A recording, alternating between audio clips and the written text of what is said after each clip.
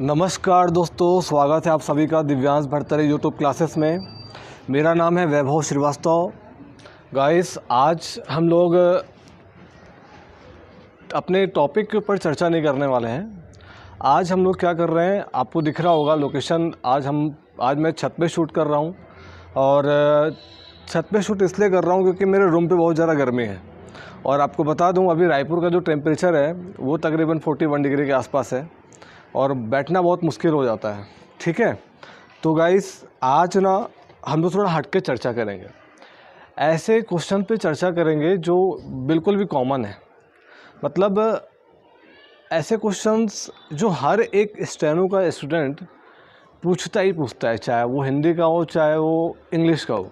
अच्छा हाँ, आज बात स्टार्ट करने से पहले मैं एक छोटा सा क्वेश्चन आप लोगों को पूछना चाहूँगा कि आप लोग के अपने अपने ज़िले में, अपने अपने गांव में जहां आप रहते हैं, वहां पे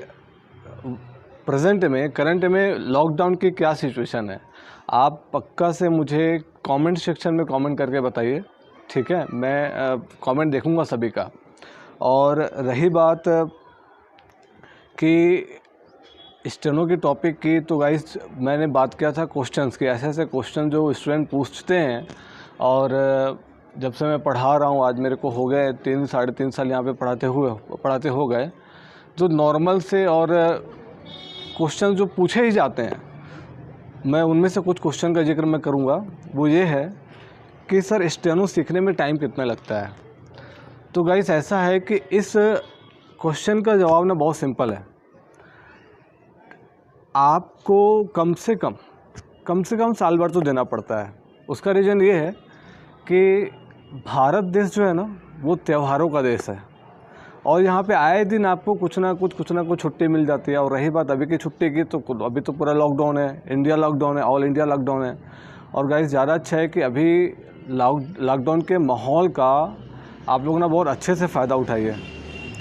देखिए, अभी जिस जगह पे मैं रहता हूँ उस जगह के ठीक बगल में मेन रोड है, रिंग रोड का मेन रोड है। तो आपको थोड़ी बहुत बाइक की आवाज़ भी सुनाई देगी, तो उसको प्लीज़ इग्नोर कीजिएगा।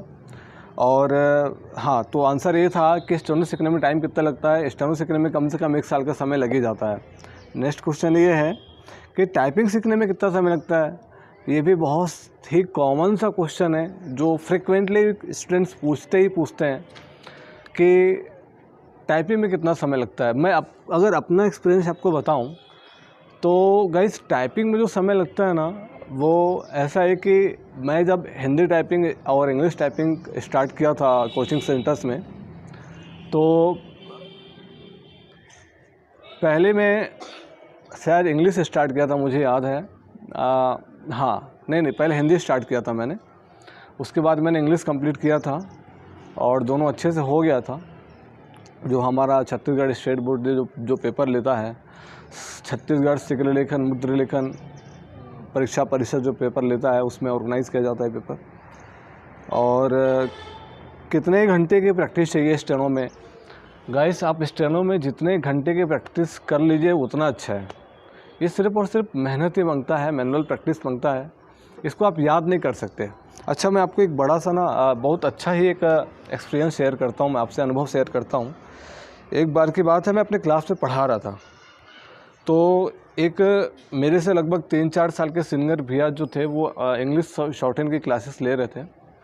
और एक दिन देखा मैं कि वो आए क्लास में और जो वॉवेल का जो चैप्टर होता है या कॉन्सोनेंट का जो चैप्टर होता है, वो क्या किए, बुक को लिए, जो इंस्ट्रक्टर की होता है उस बुक को लिए और उन्होंने उस बुक के वर्ड्स को रटना स्टार्ट कर दिया।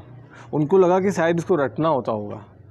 तो मैं इस चीज़ को देखा तो उनको बोला कि सर, इसमें ऐसा नहीं होता। इसमें आपको हर एक सिंगल वर्ड को, चाहे वो नए हो चाहे पुराने हो, आपको उसको प्रैक्टिस ही करना पड़ता है। इसका कोई अदर वे नहीं है प्रैक्टिस करने का। प्रैक्टिस करना पड़ेगा। और प्रैक्टिस ऐसा है कि जैसे मैंने आपको अपने ग्राफ नंबर 1 वाले वीडियो में बताया था, ग्राफ नंबर 2 वाले वीडियो में बताया है पहले कि हर एक स्ट्रोक के प्रैक्टिस कीजिए। एटलीस्ट 6 to 7 लाइन 8 लाइन जितना अच्छा हो। अच्छा, जहाँ तक आपकी परफेक्शन नहीं जाती है, जब तक परफेक्शन ना मिल जाए तब तक आप उसको आउटलाइन को प्रैक्टिस कीजिए। स्टार्टिंग में ना स्लो प्रैक्टिस कीजिए। याद है जब जैसे लड़कियां जो मेहंदी लगाती है ना, तो स्टार्टिंग में देखना एकदम बड़े ही आराम से मेहंदी लगाएंगे। बहुत ही स्लो प्रोसेस है मेहंदी, बहुत 4-4 घंटे का 5-5 घंटे का समय लग जाता है मेहंदी को लगाने में, फिर जाके एक बहुत अच्छा सा शेप मिलता है हाथों में। ठीक वैसे ही होता है इसमें प्रैक्टिस में, जितना अच्छा आप हल्के हाथों से बनाएंगे, जितना अच्छा आराम से बनाएंगे, उतना अच्छा आपके आउटलाइन में परफेक्शन आएगा, दिखने में बहुत सुंदर दिखेगा, अट्रैक्टिव लगेगा। दूसरों के आउटलाइन से आपकी आउटलाइन जो लगे रहेगी ना, बहुत अट्रैक्टिव रहेगी। और कॉपी चेक करते समय मैंने ये भी पाया है कि कुछ बच्चों की कॉपी में जो आउटलाइन होते हैं उसमें ना लाइट और डार्क का जो क्लियरेंस है, जो डिफरेंस है, वो बहुत ही क्लियर दिखाई देता है। एकदम लगता है कि वाह क्या प्रैक्टिस किया है इसने। चाहे वो हाविंग में हो जाए, हाविंग में बहुत अच्छा दिखाते हैं, डबलिंग में बहुत अच्छा दिखाते हैं। डबलिंग में जितना लेंथ जाना चाहिए, एक चैप्टर है डबलिंग का, हाविंग का चैप्टर होता है जिसमें स्ट्रोक को हाफ किया जाता है। वैसे डबलिंग का जो चैप्टर होता है उसमें स्ट्रोक को डबल करके पढ़ा जाता है, सिलेबल को एक साथ अटैच करके पढ़ा जाता है। तो वो सारी चीज़ें हैं, पढ़ेंगे नेक्स्ट जैसे जैसे हम लोग आगे बढ़ते जाएंगे ना, सिलेबस का आगे बढ़ते जाएंगे, स्टेप बाय स्टेप वो करते जाएंगे अपन, तो वो क्लियर दिखता है। ऐसे आपको प्रैक्टिस करना है, मतलब कॉपी देख के ही लगे कि यार क्या नोट्स है, क्या प्रैक्टिस किया है इसने। जैसे कि हम लोग यूट्यूब में कुछ वीडियोस देखते हैं ना, तो वीडियो का जो सीरीज़ आता है उसमें सीरीज़ में देखना, कुछ वीडियो के जो सामने में थंबनेल होते हैं ना, स्क्रीन में जो दिखाई देता है, वो बहुत अट्रैक्टिव लुक होता है। कहने का मतलब ये होता है कि उसमें ना सामने वाले यूट्यूबर ने अपने थंबनेल में बहुत अच्छा मेहनत किया है, तभी वो लुक एकदम अट्रैक्टिव लगता है। ठीक है, तो वैसी मेहनत आपको अपने स्टेनो में करनी है, बहुत अच्छे से मेहनत करनी पड़ेगी। और ये भी क्वेश्चन पूछते हैं कि सर हिंदी स्टेनो बेस्ट है या इंग्लिश स्टेनो बेस्ट है, किसमें वैकेंसी ज़्यादा आती है। तो गाइस देखिए, इसमें ऐसा है कि आपका हिंदी स्टेनो भी बेस्ट है और इंग्लिश स्टेनो भी बेस्ट है, दोनों अच्छा होता है। अब डिपेंड करता है कि आपकी कमांड कौन से लैंग्वेज पे है।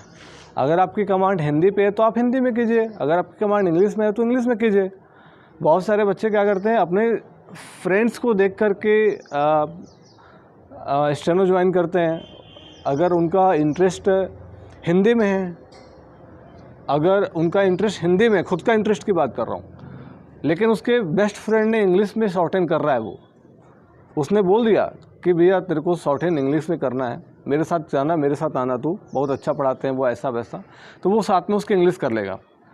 भुगतना किसको पड़ता है, जो साथ में कर रहा है वो, क्योंकि उसका इंटरेस्ट हिंदी इंग्लिश में होता नहीं है, उसका इंटरेस्ट होता है हिंदी में। तो ये चीज़ें हैं। और कई बार ये होता है कि स्टूडेंट्स के पेरेंट्स बोल देते हैं, या उसके बड़े भाई बोल देते हैं, सिस्टर बोल देती है कि नहीं तेरे को हिंदी में करना है, वो ये इसमें अच्छा है, वो अच्छा है। अपने नहीं सुनते, अपने किस चीज़ में कमांड है आप वो देखिए, तब आप अच्छे से कर पाएंगे। और क्वेश्चन ये भी आता है कि सर स्टेनो छोड़ने के बाद, चाहे आप स्टेनो हिंदी इंग्लिश में कर रहे हो चाहे हिंदी में कर रहे हो, एक सपोज आपने स्टार्टिंग में 2 महीने स्टार्ट किया, 2 महीने स्टार्ट करने के बाद आपने फिर 1 महीने का गैप कर दिया, कुछ एग्ज़ाम आ गया, या घर में शादी का कुछ फंक्शन कुछ भी अदरवाइज़, तो उसमें जो गैप होने के बाद जब फिर से आप चालू करते हैं ना, तो होता क्या है कि आप बहुत सारा चीज़ें को स्ट्रोक्स को होता है ना, बच्चे भूल जाते हैं। जैसे आज 2 स्टूडेंट्स आए थे आज पढ़ने के लिए, कुछ डाउट्स आज क्लियर करने के लिए आए थे, काफ़ी समय के बाद, लॉकडाउन के बाद आज 2 लोग आए थे पढ़ने के लिए। तो यकीन नहीं मानिएगा, उनको ग्राफ भी अच्छे से याद नहीं था। इवन उन लोग कंफ्यूज हो जाते हैं कि भैया चे क्या है, रे क्या है, ऐसे भी होता है। अभी 4 दिन पहले की बात आपको बता रहा हूँ मैं। मेरा एक स्टूडेंट है अविनाश शाह करके, यूपी का रहने वाला है, रहता है रायपुर में है। मैं उसको पिछले 2-2.5 सालों से जानता हूँ। 4 दिन पहले उसका कॉल आया था और बोलता है कि सर एथ और दी में लाइट कौन सा होता है और हैवी कौन सा होता है। तो मुझे ना सुन करके बड़ा आश्चर्य लगा कि स्टूडेंट इतना अच्छा चैप्टर आगे बढ़ने के बाद उसको ये भी याद नहीं है कि एथ का स्ट्रोक लाइट बनता है और दी का स्ट्रोक डार्क बनता है। ठीक है, तो ये ऐसा होता है। आपको अपनी प्रैक्टिस कंटिन्यू करनी है, छोड़नी नहीं है। आप थोड़ा थोड़ा ही कीजिए ना, लेकिन अब सडनली पूरा गिव अप कर देंगे ना तो वो बहुत दिक्कत हो जाता है। चाहे वो जॉब करने वाले के साथ हो, चाहे वो पढ़ाई कर रहा है बच्चा, उसके साथ भी ऐसा होता है, ठीक है। और पेंसिल बेस्ड है या पेन बेस्ड है बोलते हैं, तो मैं ये बोलूँगा, जैसे मेरा जो अनुभव बोलता है, मैंने स्टार्टिंग में पूरा जो प्रैक्टिस किया है ना फ्रेंड्स, वो मैंने पूरा का पूरा अपना पेंसिल में ही प्रैक्टिस किया है, स्टेनो की पेंसिल में। हालांकि आप कोई सा भी पेंसिल बाद में प्रेफर कर सकते हैं, ऐसा कुछ नहीं है, और पेन में भी प्रैक्टिस कर सकते हैं। लेकिन मैं सजेस्ट करूंगा आपको, इनिशियली सजेस्ट करूंगा कि आप अपने स्टार्टिंग के लेवल में जब तक हैं तो आप पेंसिल का ही यूज़ कीजिए। और हाँ, ये भी होता है, मैंने अपने सर्कल में देखा है बहुत से लोगों को कि बच्चे क्या करते हैं, मेरे ही 1-2 फ्रेंड्स हैं, एक भैया हैं कि उन्होंने लास्ट स्टेज में आने के बाद स्टेनो को छोड़ दिया। तो ऐसे भी एग्जांपल है हमारे पास। हमको वो सब सारी चीज़ें नहीं करनी है। हमको अगर एक चीज़ को पकड़े हैं तो उसको सही डेस्टिनेशन में लाके छोड़ना है, ठीक है। और बहुत ही इम्पॉर्टेंट क्वेश्चन ये है, कॉमन तो नहीं बोलूँगा, इम्पॉर्टेंट क्वेश्चन ये है कि जॉब के साथ साथ स्टेनो हो सकता है कि नहीं हो सकता। तो गाइस देखिए, जॉब के साथ साथ भी स्टेनो हो सकता है। लोग काम के साथ साथ भी अपना स्टेनो की प्रैक्टिस करते हैं, क्योंकि जिनको करना होता है ना वो टाइम निकाल लेता है। जैसे कि मैं अपना पर्सनल एक्सपीरियंस अगर मैं शेयर करूं, तो मैं स्टार्टिंग में जब से रायपुर आया था तो मेरे हॉस्टल में एक भैया साथ में रहते थे, शशांक नाम है उनका। आज वो बैंक में ऑफिसर है भैया। तो वो एसएससी की तैयारी करते थे, बैंक पीओ वगैरह की तैयारी करते थे, उनका टारगेट उसी जगह पे था। तो सडनली उन्होंने मुझे कपड़ा धोते हुए देखा और मेरे पास में आकर के पूछा कि तू कर क्या रहा है आजकल। तो मैंने बोला भैया आजकल तो ऐसा कुछ खास नहीं चल रहा है, बस छोटा मोटा काम चल रहा है, खर्चे निकल जा रहे हैं। तो उन्होंने ही ना, शशांक भैया ने मुझे फर्स्ट टाइम इंट्रोड्यूस किया था कि होता क्या है स्टेनो। मैं उस समय तक कुछ भी नहीं जानता था, इवन कुछ भी नॉलेज नहीं था मेरे को। तो रायपुर आने के बाद ही मेरे को पता चला कि यहाँ पे स्टेनो की ऐसी क्लासेस लगती हैं, यहाँ पे क्लासेस लगती है। तो मैंने, यकीन नहीं कीजिएगा, जब से उन्होंने मुझे बताया कि सर कि यार वैभव, स्टेनो एक ऐसा सब्जेक्ट है जिसको आप 12वीं के बाद कर सकते हो, 12th के बाद, आफ्टर 12th आप उसको ज्वाइन कर सकते हो, उसकी तैयारी स्टार्ट कर सकते हो, उसके लिए ग्रेजुएशन की ज़रूरत नहीं पड़ती है। तो ऐसा था कि मैं जिस एज में यहाँ पे रायपुर में आया था, उस एज में मेरा ग्रेजुएशन तक नहीं हुआ था, और मेरे सारे फ्रेंड्स का ग्रेजुएशन लगभग, किसी का लास्ट सेमेस्टर बचा था, तो कुछ ऐसा था, किसी का हो चुका था, कोई जॉब पकड़ चुका था, लेकिन मैं बहुत पीछे चल रहा था इन सभी से। तो मेरे को बड़ा ऑकवर्ड लगता था कि यार मैं कुछ नहीं कर पा रहा हूँ। तो ये मैंने पर्सनल फील किया। तो जब से उन्होंने मेरे को बताया कि 12वीं के बाद आप स्टेनो कर सकते हैं, चाहे आप हिंदी में चाहे इंग्लिश में हो, तो ये भी सजेशन मैंने उनसे ही लिया था कि भैया शशांक भैया कि हिंदी में कर सकते हैं कि इंग्लिश में कर सकते हैं। तो उन्होंने यही बोला था मुझे कि आपकी जिसमें कमांड है आप उसमें पहले पकड़िए। तो मैंने हिंदी में किया, इंटरेस्ट इंग्लिश में भी बहुत है, तो मैंने हिंदी में पहले ज्वाइन किया, उसके बाद मैंने इंग्लिश कंटिन्यू किया। तो ओवरऑल बोला जाए तो मुझे हिंदी का भी नॉलेज है और इंग्लिश का भी नॉलेज है। और तब से मैंने, जब से उसको ज्वाइन किया, नेक्स्ट डे मैंने ज्वाइन करी जैसे क्लास। और गाइस आपको बता दूं, मेरे को ना बहुत से ताने वाने भी बहुत सुनने पड़ते थे कि कुछ कर नहीं रहा है, ये सब वगैरह वगैरह। आपको पता है कि ये सब चलता है आजकल, बैकग्राउंड में बहुत सारी चीज़ें जो चलती रहती है, आपको सारी चीज़ों को साथ में लेकर के चलना पड़ता है। तो ये सब भी फेस करना पड़ता है, आपको भी करना पड़ेगा इन फ्यूचर में, भगवान न करे करना पड़े, लेकिन ऐसा होता है। एक समय के बाद आपको लोग ताने मारना स्टार्ट कर देते हैं, तो वो सब हुआ, अपने साथ भी हुआ। तो मैंने ठान लिया था कि यार ठीक है, मैंने ग्रेजुएशन अपना लेट किया, पास आउट में लेट से हो रहा हूँ, लेकिन मैं अपना पूरा का पूरा फोकस ना स्टेनो में बहुत अच्छे से करूँगा। तो उस दिन मैंने एक चीज़ गांठ बांध ली थी कि मैं स्टेनो को स्टार्टिंग से लेकर एंड तक करना ही करना है, चाहे कुछ भी परेशानी आ जाए, करना है मतलब करना है। तो मैं 2-2 शिफ्ट की जॉब करता था रायपुर में आने के बाद, उसके बावजूद मेरे को समय निकाल करके इसका मैं प्रैक्टिस करता था। इवन आपको बता दूँ, जब मैंने रायपुर में जॉब स्टार्ट की थी, ये मैं पहली बार किसी चैनल में इसको डिस्क्लोज़ कर रहा हूँ, वो ये है कि जब मैंने रायपुर में जॉब स्टार्ट की थी ना दोस्तों, तो मेरी जो पहली सैलरी मेरे को मिलती थी वो मिली थी, वो थी 3,600 रुपये। अब आप मान लीजिए 5 साल पहले भी अगर आप यहाँ पे जॉब मैंने स्टार्ट किया और 3,600 रुपये मिलते थे, तो मैं उसमें कैसे रूम को मैनेज करता था, कैसे उसमें टिफ़िन के खर्चे चलाता था, और कैसे मैं उसमें अपने नोट्स तैयार करता था, कैसे मैं उसमें अपने इवन मैं आपको बता रहा हूँ कि मेरे को ना उसमें पेंसिल खरीदने के लिए भी सोचना पड़ता था। ये मैंने फ़ेस किया है और बहुत करीबी से फ़ेस किया है। तो ये सारी दिक्कतें ना होती है, भगवान न करे आप लोगों के साथ ही दिक्कतें हो।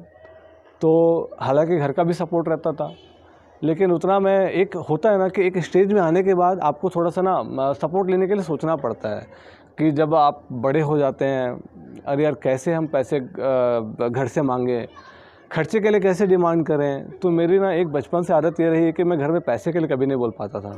मैं खुद को ये चाहता था कि मैं अपने आप को इतना जल्दी बिल्ड कर लूँ कि मेरे को खर्चे घर से मांगने ना पड़े। तो मेरा शुरू से टारगेट यही रहता था। तो मैंने वो सारी चीज़ों को ध्यान पे रख कर ना मैंने स्टेनो स्टार्ट किया था। और मैथ्स मेरा मैथमेटिक्स आपको बता दूं, मैं मैथमेटिक्स जो था मेरा वो स्टार्टिंग से वीक था, मैथ्स में बिल्कुल मन नहीं लगता था। और यही चीज़ मेरा इसमें प्लस पॉइंट भी था कि स्टेनो में मैथ्स के क्वेश्चन ज़्यादा नहीं पूछे जाते हैं। 100 नंबर का आपका इंग्लिश होता है, 50 नंबर का आपका जीएस रहेगा, पहले भी वीडियो में मैंने आपको डिस्कस किया हुआ है। 50 नंबर का आपका रीजनिंग रहेगा। तो जब मैं इसके सिलेबस को देखा ना, तो मैं तो बोला वाह, यही मेरा टारगेट है और मेरे को यही करना है। फिर मैंने डिसाइड किया कि नहीं, अब कुछ भी हो जाए, कुछ भी हो जाए, शाम दाम दंड भेद और क्या बोलते हैं वो सारी चीज़ करना पड़े तो भी करेंगे हम। ऑप्शन नहीं है ना। पता है कि अगर आपको जिस रास्ते से जा रहे हैं सिर्फ एक ही रास्ता है, आपके घर तक पहुंचने का सिर्फ एक ही रास्ता है, चाहे वो दलदलों से भरा हो, कितना भी कीचड़ हो, कांटे हो, गोबर हो, आपको जाना है मतलब जाना है। रास्ता तो एक ही है ना, साफ़ करते करते जाइए ना, क्या दिक्कत है, आपको अनुभव ही तो होगा, है ना। तो ये सारी है दिक्कतें होती हैं, तो कुछ नहीं, तब से लेकर आज तक वो सिलसिला चलते आ रहा है। आज भी संघर्ष है और हर किसी के लाइफ में संघर्ष है, मेरी भी लाइफ में है तो आपकी भी लाइफ में है। तो और बिना संघर्ष के ना तो मैं तो बोलता हूँ जीवन अधूरा है। अच्छा, एक संघर्ष का एक, अब देखिए रही बात, हम तो एक मोटिवेशनल स्पीकर है नहीं, बस अपना जो लाइफ का जो एक्सपीरियंस रहा है, अपना जो एक्सपीरियंस रहा है वो मैं आपको शेयर कर रहा हूँ। और एक बार की बात है, मैंने एक लिंक पे देखा था वीडियो में कि अमिताभ बच्चन जी से किसी ने पूछा था कि सर संघर्ष की क्या परिभाषा है आपकी नज़रों में, आपके अनुसार संघर्ष की क्या परिभाषा है। तो अमिताभ बच्चन जी ने सिर्फ एक लाइन बोला था और उस एंकर की बोलती बंद हो गई थी, उस क्वेश्चन पूछने वाले की बोलती बंद हो गई थी। वो ये थी कि संघर्ष के बिना जीवन अधूरा है। वही चीज़ मैं आपको बोलूँगा, संघर्ष के बिना जीवन बिल्कुल अधूरा है। कीजिए जितना संघर्ष हो सकता है कीजिए। स्टार्टिंग में ना 6 साल का ही मेहनत होता है। जब ग्रेजुएशन आदमी स्टार्ट करता है, ग्रेजुएशन करना स्टार्ट करता है, उसके साथ साथ में जो भी कंपटीशन एग्ज़ाम की तैयारी करता है, स्टार्टिंग के 6 साल, 12वीं के बाद आफ्टर 12th, वही 6 साल आपको मेहनत करनी है, 6 से 7 साल। बाकी कई लोग का किस्मत अच्छा होता है। अब हम तो गॉड गिफ्टेड है नहीं, हमारा ब्रेन उतना शार्प है नहीं कि उतना अच्छे से हर चीज़ को कैच कर पाएँ। सारी चीज़ को अचीव करना पड़ता है, मेहनत करनी पड़ती है, प्रैक्टिस करनी पड़ती है, तब जाके वो माइंड में घुसता है। मेरे साथ ऐसा होता है, बचपन से लेकर अभी तक सबसे वीक स्टूडेंट रहा हूँ, लेकिन जब आँख खुली तो मैंने फिर प्रैक्टिस करना स्टार्ट किया, मेहनत किया, तब जाके आज इस कंडीशन में है कि स्टूडेंट पढ़ा पा रहा हूँ। और अच्छे लोग ना दोस्त स्टेनो कर नहीं पाते हैं, और स्टेनो तो सीखना तो, पढ़ाना तो दूर, स्टेनो सीखना भी नहीं चाहते हैं, क्योंकि बहुत अलग हो जाता है, स्ट्रीम अलग हो जाता है। तो सारी चीज़ें दिक्कतें होती है, लेकिन आपको फिर भी करना है, अपने टारगेट पे बने रहना है। दिक्कतें होंगी, मुसीबतें आएंगी, जैसे अभी लॉकडाउन है, सब तरफ माहौल बंद चल रहा है, अभी सब तरफ बंद है, कहीं से कोई पैसे का सोर्स नहीं है, लेकिन फिर भी हम टिके हुए हैं, जैसा तैसा काम चल रहा है। लेकिन प्रैक्टिस नहीं छोड़ रहे हैं, प्रैक्टिस करते रहना है, क्योंकि पता है कि एक समय के बाद ना एग्ज़ाम होना ही होना है।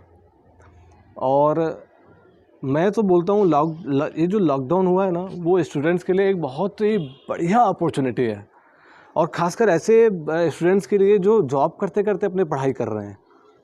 है ना। कुछ कुछ की तो जॉब जो है उनकी है, जैसे कॉल सेंटर्स हो गए, इमरजेंसी कॉल सेंटर्स हो गए, उनकी जॉब कंटिन्यू है अभी।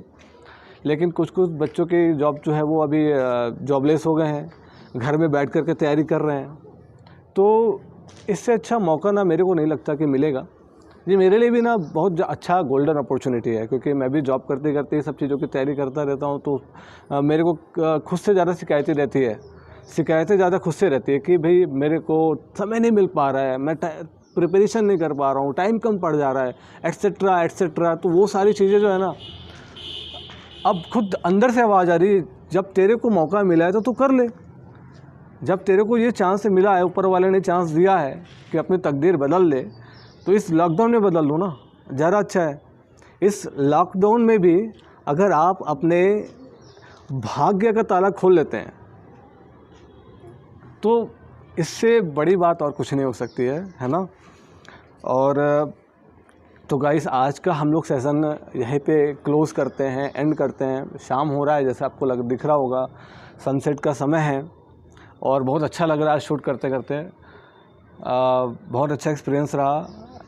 अगर आप लोग का भी ऐसा कुछ एक्सपीरियंस है ना, तो बिल्कुल बताइएगा ज़रूर। और लगे कि मेरा अनुभव आपको अच्छा लगा हो तो यार देखिए, लाइक कीजिए। मैं पहले भी बोला हूँ, जो भी टीचर पढ़ाते हैं, चाहे प्रशांत सर पढ़ाए, दिव्यांश सर पढ़ाए, अजय सर पढ़ाए, प्लीज़ वीडियो को लाइक किया कीजिए।